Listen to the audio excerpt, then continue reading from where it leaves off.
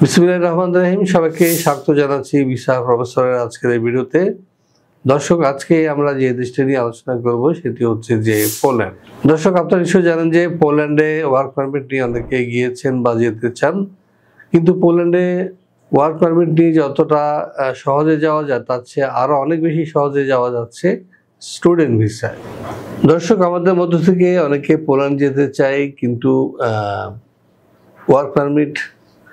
Work permit ভিসায় যাওয়াটা অনেকটা কঠিন। কিন্তু আপনারা হয়তো অনেকে জানেন না, স্টুডেন্ট ভিসায় কিন্তু পোল্যান্ডে যাওয়া অনেক সহজ এবং সেখানে আপনার অতি দ্রুতই কিন্তু যাওয়া যাচ্ছে। দর্শক, আমার হাতে কয়েকটি প্রোগ্রাম রয়েছে।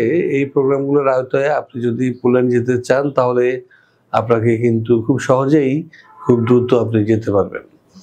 দর্শক, আরেকটি বিষয় হলো যে আমাদের ইউরোপ যাওয়ার একটা হেডেক পড়েছে এবং ইউরোপ যাওয়াটা কারো কারো কাছে অনেক কঠিন মনে হতে পারে, কিন্তু আমরা যদি পোল্যান্ড যেতে পারি এই মেডিকেল ভিসায় তাহলে কিন্তু আমরা সহজেই ইউরোপে প্রবেশ করতে পারি এবং শুধু ইউরোপ নয়, পাশাপাশি অন্যান্য দেশেও যেতে পারি। তো আমি আজকে পোল্যান্ডের যে হেলথ প্রফেশনাল কোর্সগুলো রয়েছে এই বিষয়ে আপনাদের সামনে একটু তুলে ধরবো এবং আপনারা নিশ্চয়ই এগুলো ফলো করে যদি যেতে চান বা যেতে পারেন তাহলে কিন্তু আপনার ইউরোপীয় জীবনটা আপনি শুরু করতে পারেন।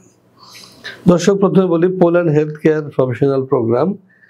এটি প্রথম একটি কোর্স রয়েছে প্রি মেডিকেল প্রোগ্রাম।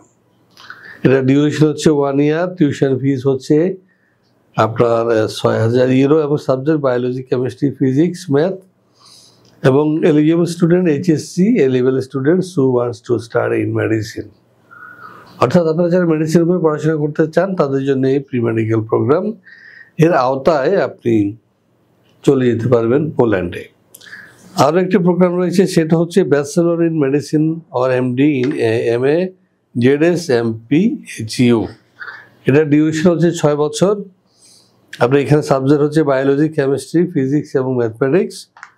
আর যারা এইচএসসি কিংবা এ লেভেল স্টুডেন্ট রয়েছেন, অথবা ধরুন আপনারা যারা MBBS first year, second year অথবা থার্ড ইয়ার পড়ছেন, তারা কিন্তু আপনারা এই কোর্সে আপনারা যেতে পারবেন, পোল্যান্ড বা পড়াশোনা করতে পারবেন।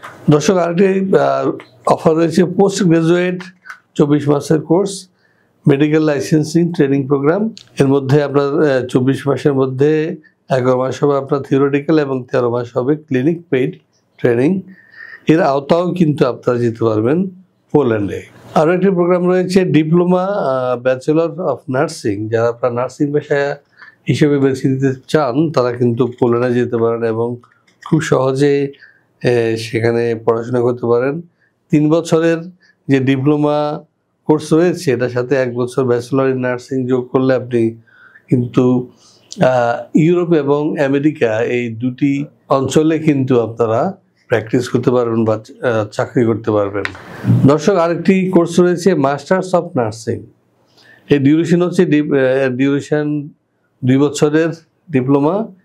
এলিজিবল স্টুডেন্ট হচ্ছে ব্যাচেলর ইন নার্সিং স্টুডেন্ট, অর্থাৎ যারা bachelor of nursing students course এখানে করেছেন তারা মাস্টার্স করতে যাবেন এবং এরপরে প্রায় আপনার 2 বছরের কোর্সটি আপনাকে করতে হবে।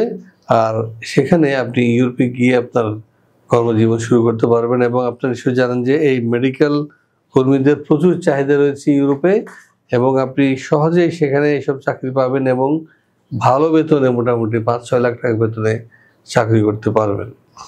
তো দর্শক, আমাদের দেশে অনেক তরুণ রয়েছে যারা আপনার এইচএসসি পাস করেছে এবং তারা কিন্তু সহজেই এই প্রোগ্রাম ধরে কিন্তু ইউরোপে যেতে পারে।